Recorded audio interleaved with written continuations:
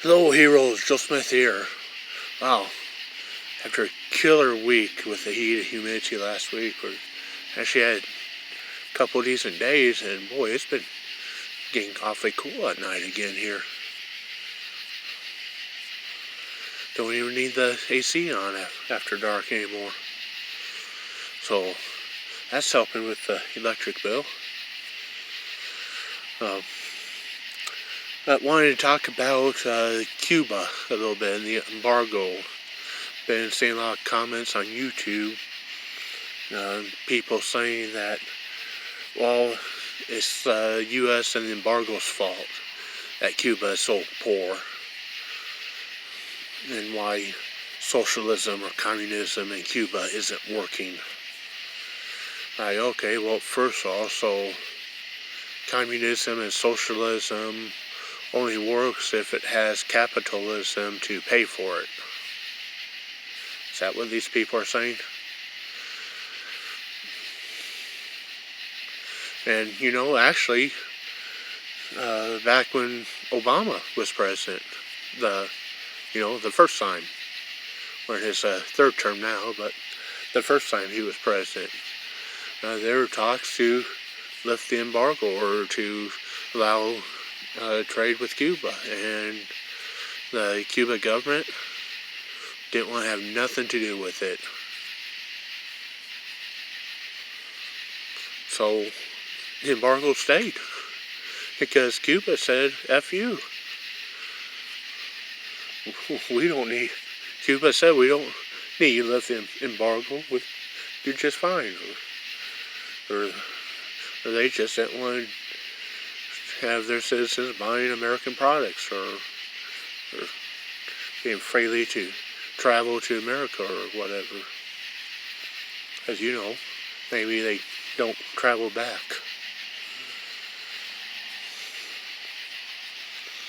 But one guy on this other video talking about Cuba and the embargo and socialism, Joe Smith, commented that it's like, yeah, it's nice that socialism only works when it has capitalism to pay for it, and the guy or woman or whoever the hell it was, whatever they identify as, someone replied saying that a lot of countries have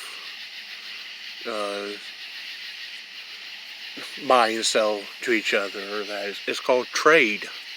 They said it's called trade. Yeah, there's another word for trade. Synonym, similar word for trade is capitalism.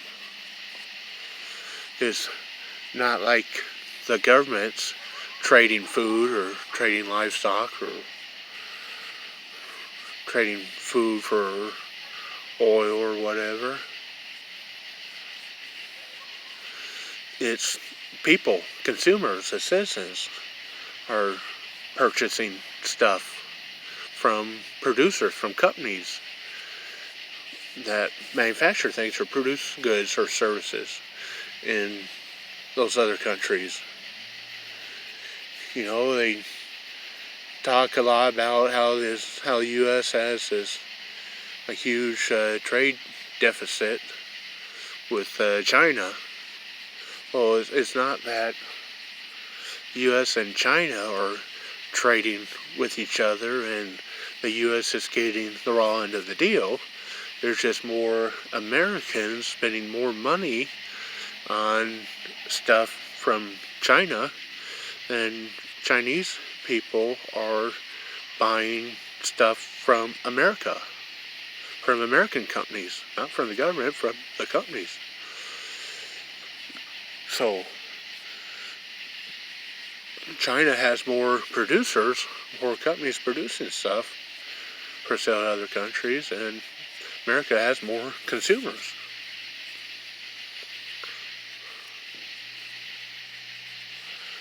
But it's like, even if the embargo was lifted, the people of China, after they have a 99% tax rate or whatever it is, to pay for that free healthcare and free college and free housing and all that other free stuff, they were only left with about $900 a year. Oh, maybe they had a $100 a year cost of living increase recently, not sure, but last heard was like a few years back, or that was about $900 a year average Cuban makes. Except for taxi drivers, they make more than doctors because they get tips, or they're allowed to charge what they want or something or other. But when you're left with $900 a year after paying for all that free stuff, what are you going to buy from America? Spend a year's salary or on an iPhone 3?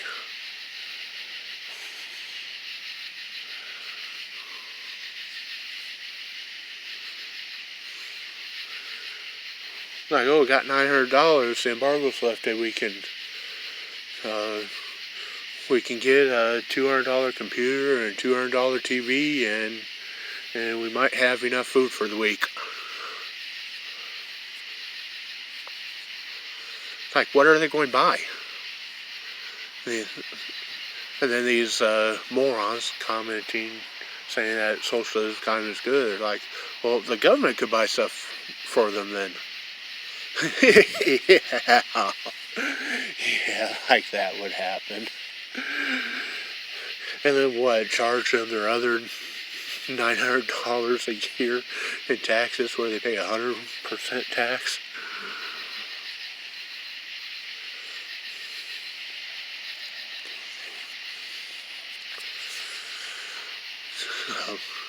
It's like, and furthermore, the people of Cuba or the Cuban government can buy stuff from Venezuela or Cuba, or from Russia or China or North Korea currently. Pretty sure none of those countries are involved in the trade embargo with Cuba. Probably a few other countries too. Why isn't the Cuban government buying products made in North Korea or Venezuela for the people of Cuba? Or from Russia, if they care so much about their people there in Cuba. I know, here's the thing. In socialism or communism, the government tries to take all the money.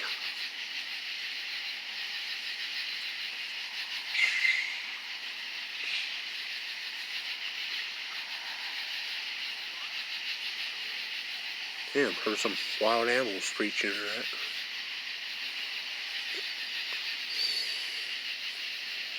Thinking about being out in the woods. Some nights it's like living in a horror movie. You go out in the woods and hear all these crazy noises. But, you know, if Cuba wanted their people to have more money, the government would pay them more. The government has the money. The government has all this money in Cuba. The government could just simply pay the people more.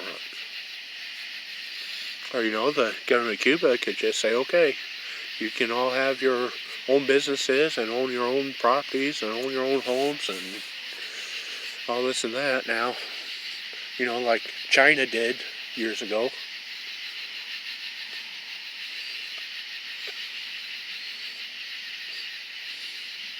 And then maybe the problem with the people being poor in Cuba will kind of fix itself. Like the problem with people being poor in China kind of fixed itself. They had all these new companies started, new buildings and skyscrapers and development in China over the last 40 years or so.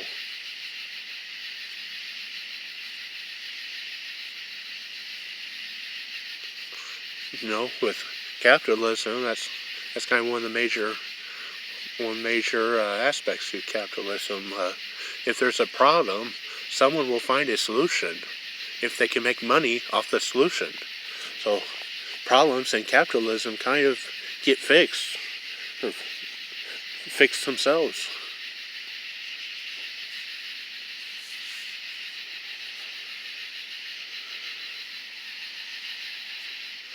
Like that Linux computer program to operate computers, alternative to Windows. It's open source to where people can further develop it and modify it to improve it. So if there's a security flaw that someone finds, and they can help to fix it and make it better. Versus Windows, it's only the people at Microsoft that are working on it, not the whole world. See, with socialism and communism, it's only the government doing things. Under capitalism, it's the whole world coming up with solutions and innovations and new products. Look at what all has been invented over the last 50 years, over the last 100 years.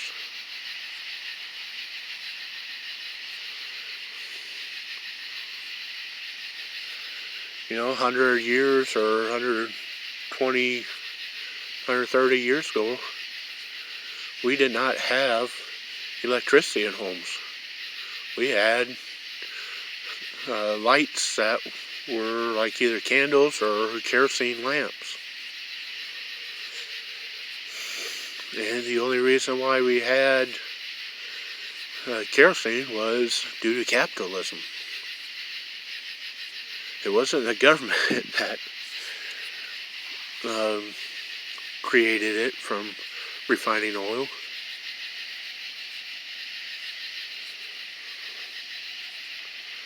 It was like Rockefeller or someone else that was in the oil business.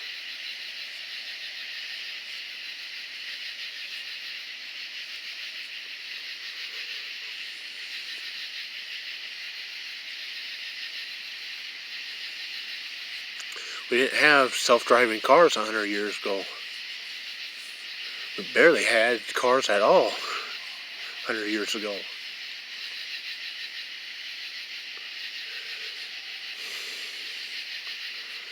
If the U.S. was a socialism or communism for the past 100 years, you think we'd have airplanes and jets and rockets and space stations and cures for diseases and stuff, and vaccines for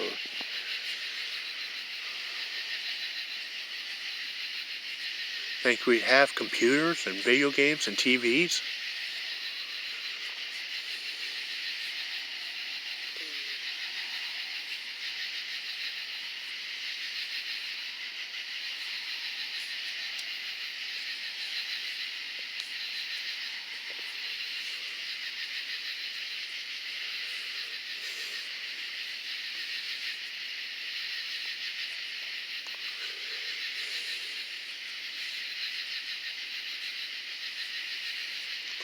You know, maybe in a real small community, fewer than 100 people or something, socialism might work if everyone did their fair share. If everyone was able to contribute. But, you know, back years and years and years ago, hundreds of years ago, in like true socialisms, if you're crippled, they euthanize you. If you got old and weren't able to contribute and make stuff or work in the fields, they euthanize you. Got too sick, they euthanize you. didn't want to work your fair share, they euthanize you. And in case any liberals are watching or listening to this video, first of all, welcome. Make sure you hit that dislike button and subscribe so you can come back and dislike some more. But second of all, euthanize does not mean to make you younger. Okay? Euthanize is not to make you younger and better and more energetic. Euthanize means they fucking kill you. If you don't want to work, they fucking kill you. They don't pay you welfare. They fucking kill you.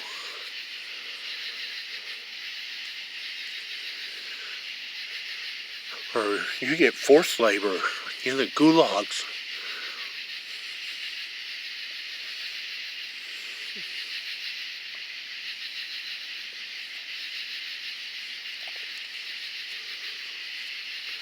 You know, do some research.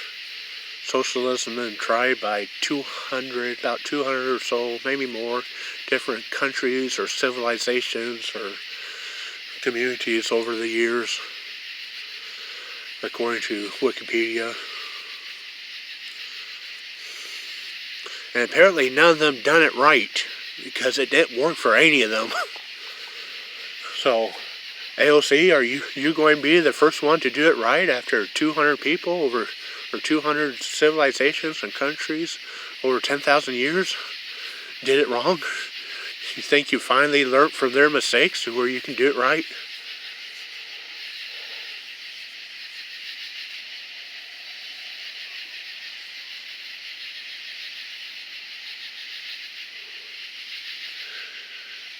Even the Amana colonies in Iowa a few years back decided to, in their little socialismist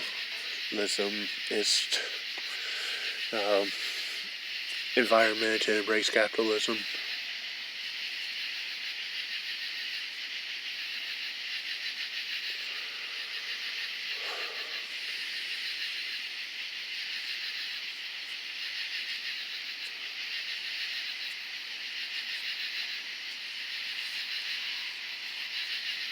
Well, thanks for watching, listening. Thank you, heroes. Like, subscribe, ring the bell if you haven't, if you want. Everyone have a good night. Joe Smith signing out.